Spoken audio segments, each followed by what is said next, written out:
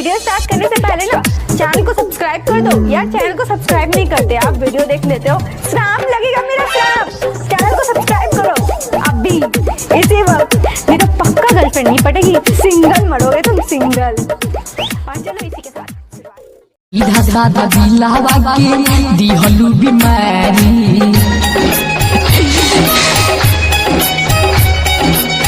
प्यार को के हमारा से कोई तू गद्दारी। सीधा साधा दिलावा के दिहलू बीमारी, प्यार करेला लोगवा के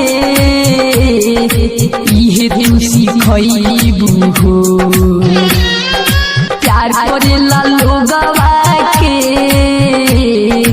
इहे तू सिखइबू हो।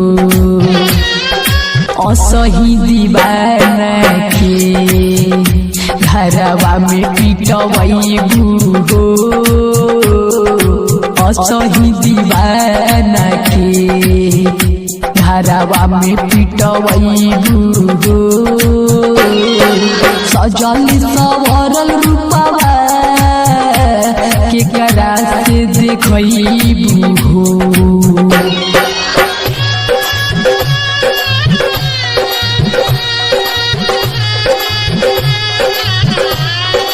मिक्स बार रागनी रिकॉर्डिंग स्टूडियो मीरगंज।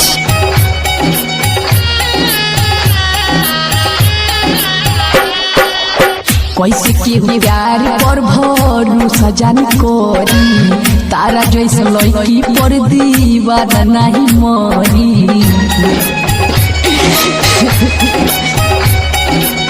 कैसे के प्यार पर भरोसा जान करी, तारा जैसे लड़की पर दीवाना नहीं मरी। प्यार के वादा जानो